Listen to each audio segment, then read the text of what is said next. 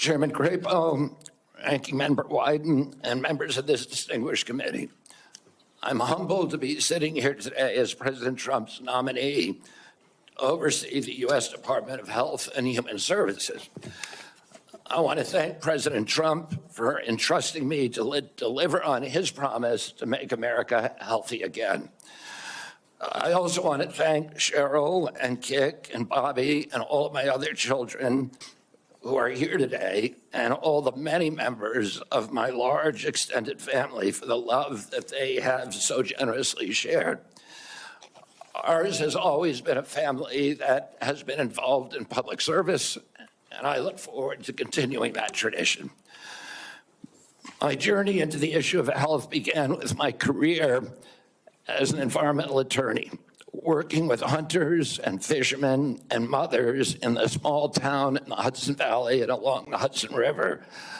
I learned very early on that human health and environmental injuries are intertwined. The same chemicals that kill fish make people sick also.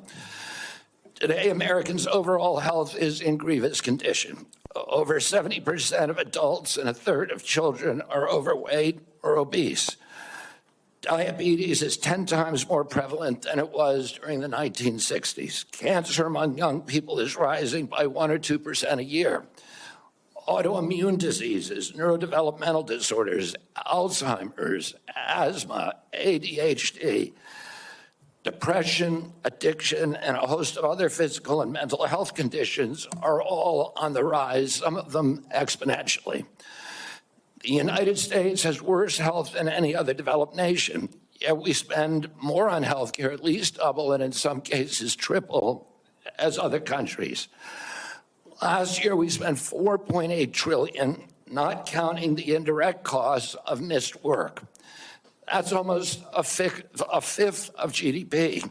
It's tantamount to a 20% tax on the entire economy. No wonder America has trouble competing with countries that pay a third of what we do for health and have better outcomes and a healthier workforce.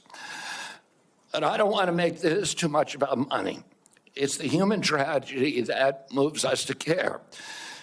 President Trump has promised to restore America's global strength and to restore the American dream, but he understands we can't be a strong nation when our people are so sick.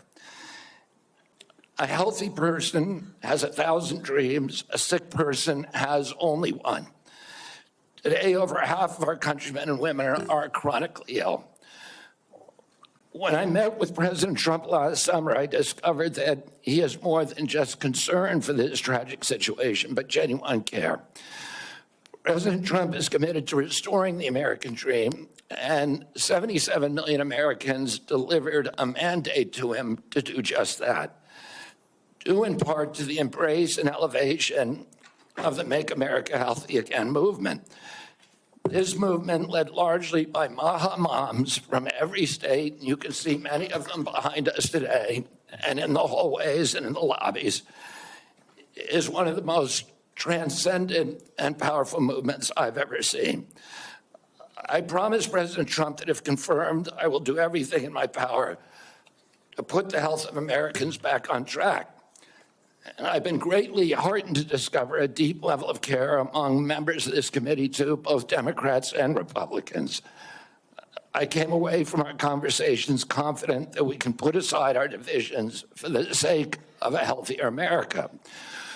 For a long time, the nation has been locked in a divisive healthcare debate about who pays.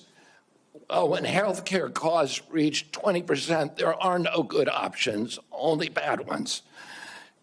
Shifting the burden around between government and corporations and insurers and providers and families is like rearranging deck chairs on the Titanic.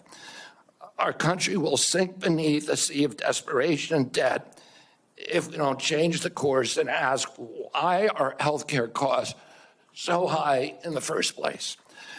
The obvious answer is chronic disease. The CDC says 90% of healthcare spending goes toward managing chronic disease, which hits lower income Americans the hardest. The president's pledge is not to make some Americans healthy again, but to make all of our people healthy again. There is no single culprit in chronic disease. Much as I have criticized certain industries and agencies, President Trump and I understand that most of their scientists and experts genuinely care about American health. Therefore, we will bring together all stakeholders in pursuit of this unifying goal. Before I conclude, I want to make sure the committee is clear about a few things. News reports have claimed that I'm anti-vaccine or anti-industry. I am neither. I am pro-safety.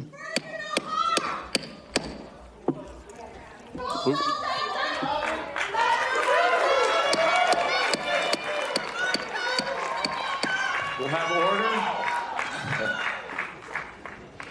Please proceed, Mr. Kennedy. I am pro-safety. I worked for years to raise awareness about the mercury and toxic chemicals in fish, and nobody called me anti-fish.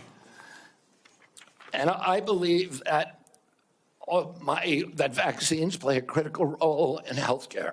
All of my kids are vaccinated. I've written many books on vaccines. My first book in 2014, the first line of it is, I am not anti-vaccine, and the last line is, I am not anti-vaccine.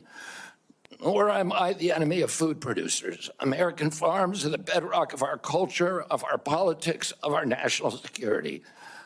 I was a 4-H kid, and I spent my summer working on ranches. I went to work with our farmers. I want to work with our farmers and food producers to remove burdensome regulations and unleash American ingenuity. MAHA simply cannot succeed without a partnership, a full partnership of American farmers. In my advocacy, I've often disturbed the status quo by asking uncomfortable questions. Well, I'm not going to apologize for that. We have massive health problems in this country that we must face honestly. And the first thing I've done every morning for the past 20 years is to get on my knees and pray to God that he would put me in a position to end the chronic disease epidemic and to help America's children.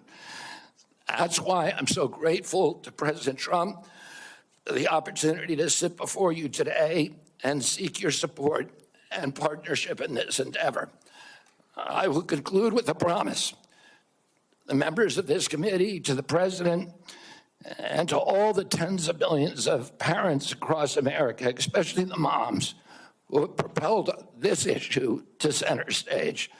Should I be so privileged as to be confirmed, we will make sure our tax dollars support healthy foods. We will scrutinize the chemical additives in our food supply. We will remove financial conflicts of interest from our agencies.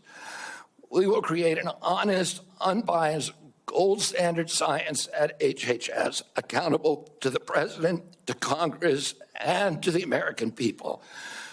We will reverse the chronic disease epidemic and put the nation back on the road to good health. Thank you.